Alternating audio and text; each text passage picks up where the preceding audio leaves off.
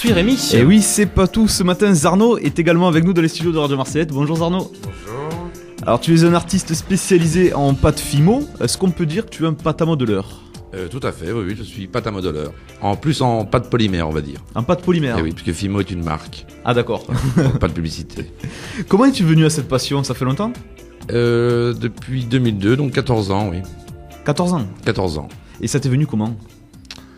D'une manière ludique au départ, c'était plus dans le but de me divertir. D'accord. Et petit à petit, j'ai commencé à créer des volumes. Et une fois que mon appartement était rempli de volumes, quelqu'un m'a dit mais montre-les, fais une exposition. Et c'est commencé comme ça. Et justement, alors quel type de personnages crées-tu? Ce sont des personnages connus?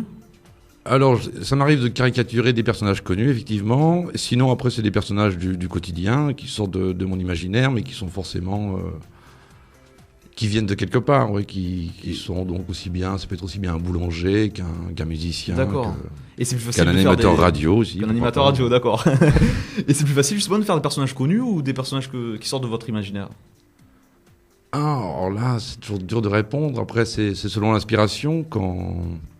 Après, il n'y a pas vraiment de niveau de difficulté, si c'est un personnage connu ou pas. Dans le personnage connu, oui, après, il y a forcément un besoin de ressemblance. Oui. D'accord. Tu mets souvent tes personnages dans des situations rigolotes. Il y a beaucoup d'humour dans ce que tu fais, c'est important?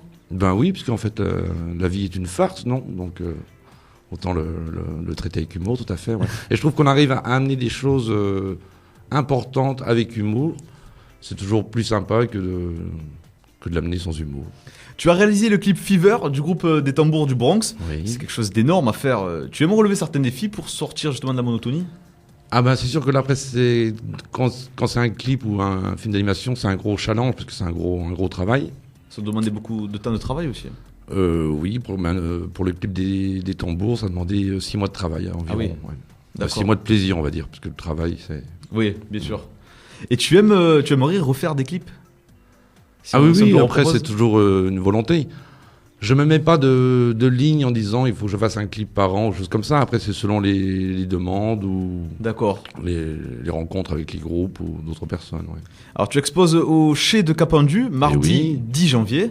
On va pouvoir rentrer dans ton univers. Et justement, qu'est-ce qu'on va y découvrir? Tu ne seras pas seul à exposer. Alors non, pour cette exposition donc au Chez à Capendu, c'est une exposition sur le thème du détournement.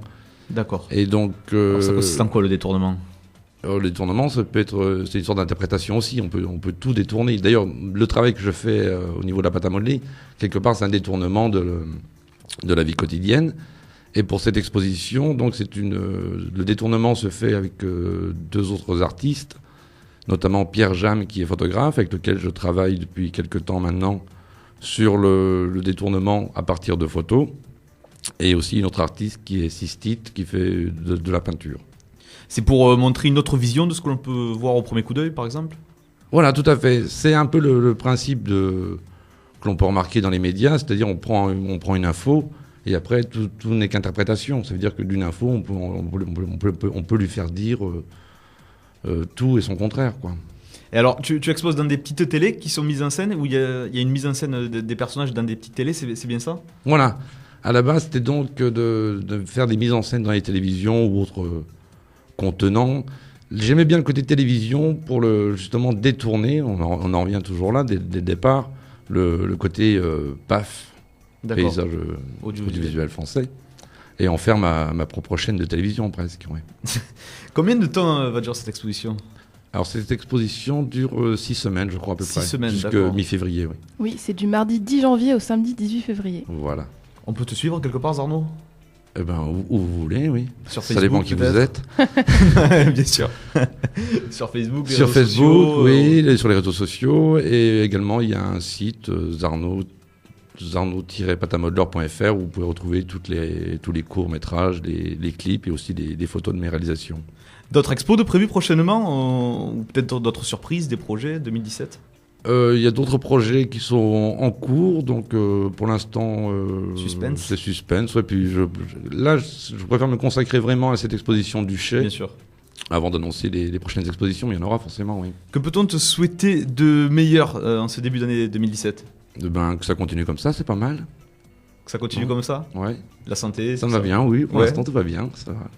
Alors, je rappelle Arnaud, on te retrouve donc en exposition au Chai de Capendu à partir de mardi 10 janvier. Voilà. N'hésitez pas à venir nombreux pour découvrir ton univers fantastique recréé en pâte à modeler. Voilà, tout à fait. Merci Arnaud. Merci. Marlène. Oui, et également, on va faire des ateliers avec Zarno aussi, qui auront lieu le mercredi 1er février. Alors, il y aura 2 ateliers, un à 14h et un à 16h. Ils sont gratuits, ouverts à tous. Alors, n'hésitez pas à nous appeler au Chai pour avoir plus d'infos. C'est des ateliers de 10 personnes chacun. Donc voilà, il est impératif de réserver. Je redonne le numéro du Chai, c'est le 04 68 79 73 98. Merci Marlène et merci Arnaud. Merci, à bientôt. Merci.